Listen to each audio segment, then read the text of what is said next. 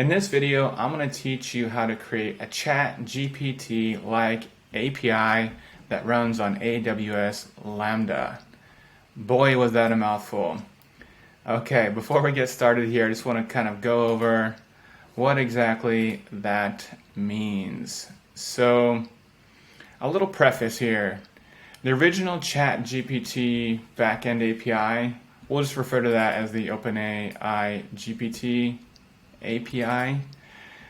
So it was pretty basic, right? You would send in a prompt, and let's just make this a little bit bigger here.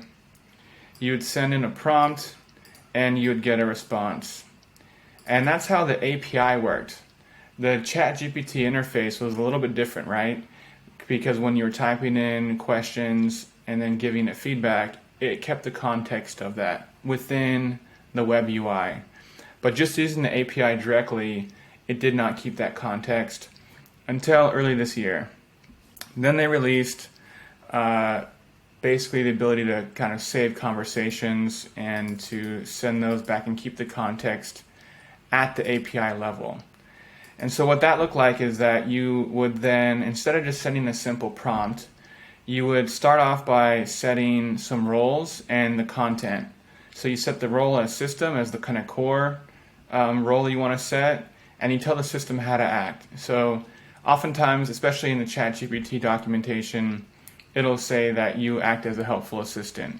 You can be more specific. I'm saying here, act as a technical writer.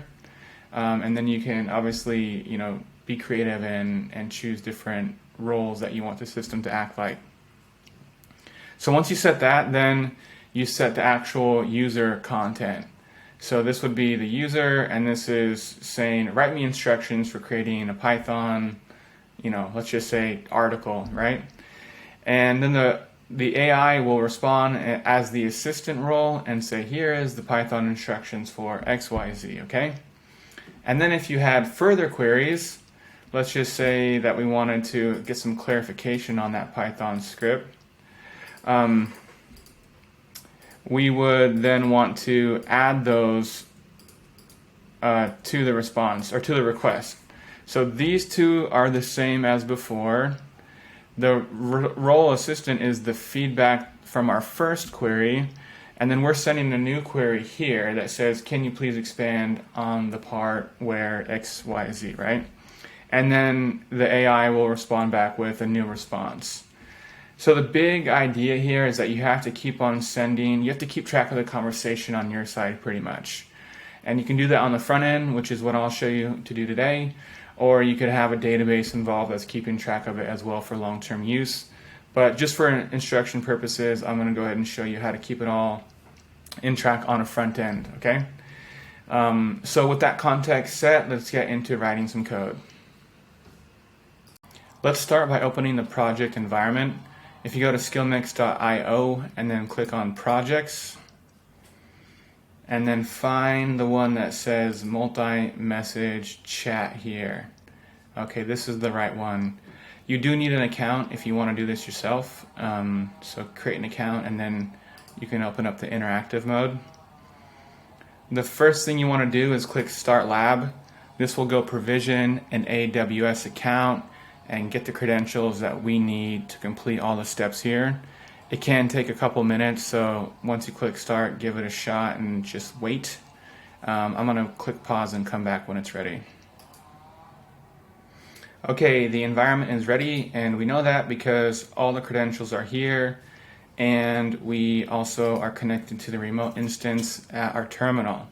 This is connected to an EC2 instance that's running on the Amazon account for this lab. So the first thing you want to do, you can head over to the instruction area by clicking on the hat. This provides some information about this project, how it works, things that we just already went over, so I'm not going to kind of go through everything here. You do want to skip down to the get your credentials part, and I'm going to expand my terminal here a little bit. And we want to type in AWS configure. It's going to prompt us for the access key and secret key. So go back over to the lab part, grab your access key, grab your secret key, and then we're going to use US West 2. and we'll leave the output format as the default. Okay, the next step is to go and get your OpenAI API key. So this does require that you create an account and then open this link to get your key. So you can go do that now. I'm going to grab mine and I'll be right back. Okay, great. So after we have the API key, the next step is to create a Python file, and you can do that by clicking the little icon right here, and let's call this main.py, and then click create, and then we open the file by clicking on it here. So we have our file created. The next thing we do is write our Python function. I'm going to go ahead and paste everything in, and then we can talk through it. Okay, great.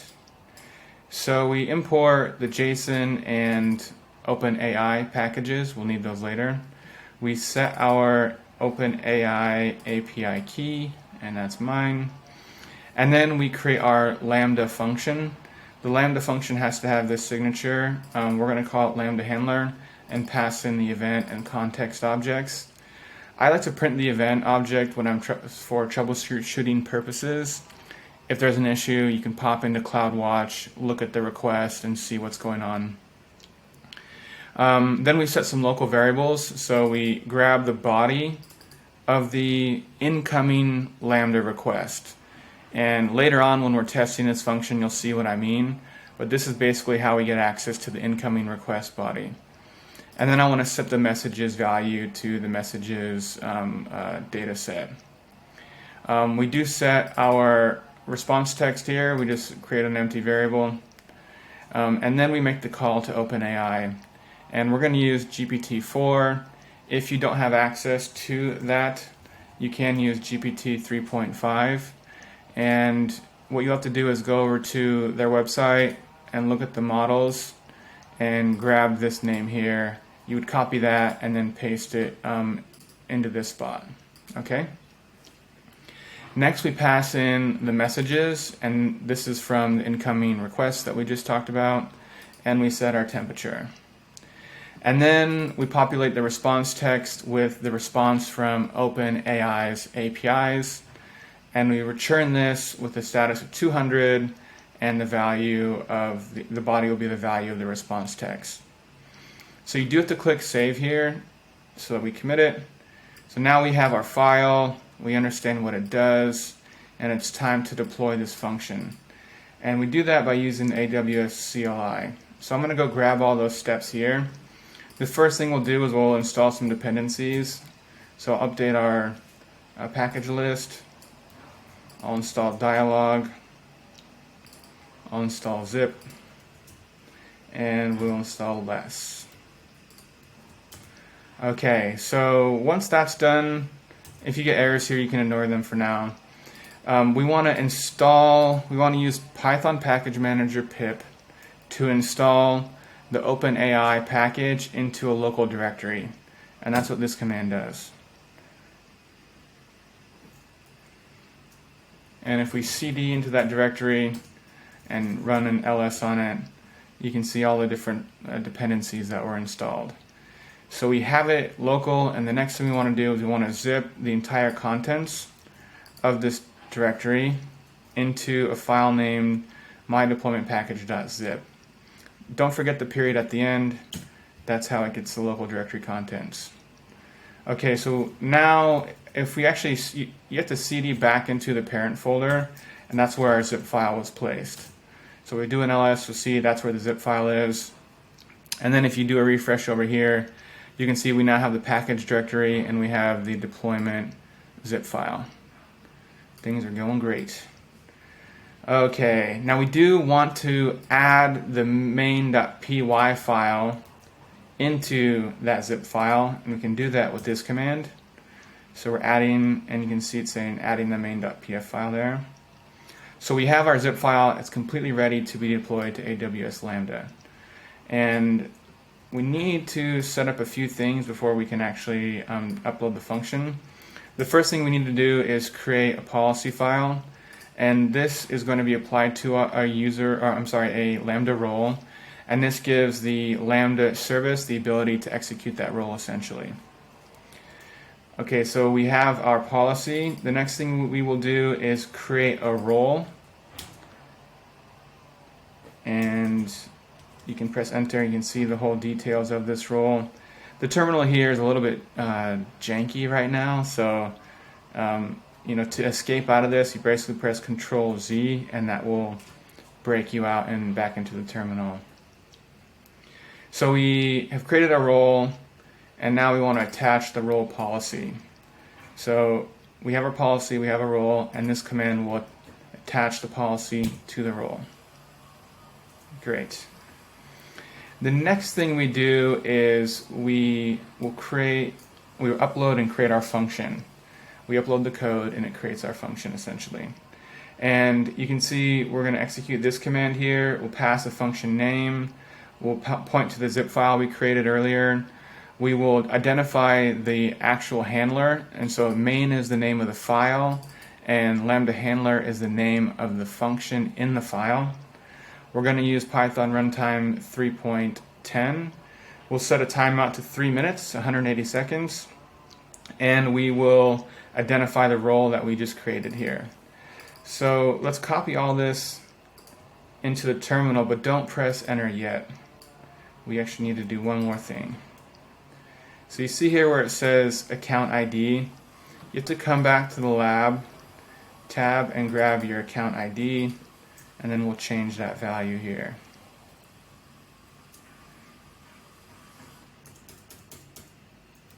Paste that in, press enter, and if all is good, yeah, we do have our function has been uploaded. There's the name and there's the ARN. Press Control Z to exit out, and let's continue with a few more steps. We're almost there. Okay, so we have uploaded the function. Now we're going to create the URL config. And so if we just step through this, we're pointing to the function that we created. This is the function name. We're setting the auth type to none so that anybody on the internet can access this. You can set it to IAM if you want to secure it, but that's not what we're doing here. And then we're setting the core as value, allow origins to all. So let's go ahead and paste that in. And if you press return, you can see that it gives us a return URL. So that means that we have configured it properly. If you copy that value and enter it into the address bar, it will say forbidden. So the function's there, but we can't access it. And that's why we need to add the next thing, which is our permissions. So here we point to the function name. We're going to give it the action of Lambda invoke function URL. The principal is star, meaning anybody can do it, and we're going to give an auth type of none. So let's go ahead and copy that in. In the terminal, you might have to press Control Z. Let's go ahead and make this a little bit taller. We'll paste in that, and that also worked. And if you go back to the window where you have the URL open and press refresh, you should see a new error now. It says JSON parse error. That means that the function is now open to the internet, but we now need to send in the right package, the right payload. So let's move back over and get to the testing part. So the testing part, what we want to do, and I'll expand this so you can see, we're going to post to our URL, the one here. So we'll have to paste that in. And then we're going to form the message's body. And we're going to have the system role be this: you are a helpful assistant. And then the user is asking a question: what is the capital of California? Okay, so that'll be our first thing that we do. And I'm going to go ahead and copy that and make sure that we add in our URL. So I'm doing this kind of off the side of the screen here in a little text editor. So let's go ahead and grab that. And then let's paste that in. And if all went well, we get this response: the capital of California is Sacramento. Great. Let's try another response, another request, if you will.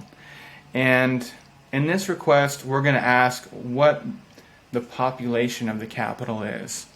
So you can see here in our message body, we're actually going to add another role called assistant, and the content will be the content of the response that we just got. Okay?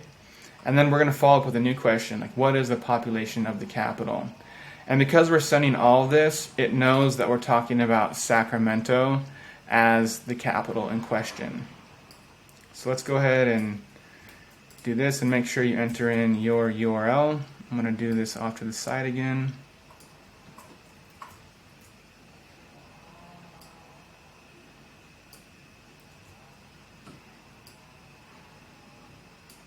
Okay, here's the full request. And we should get back some information. Okay, great. So it says, as of 2020, the estimated population of Sacramento, California is 513,000 people. So it figured it out, and it got the right capital population. And that is all. That's what it takes to use the ChatGPT-like messaging system to create APIs for your chat applications. I would appreciate a like or a subscribe to the channel, and if you want, you can create an account at SkillMix and go through this lab yourself. Thanks.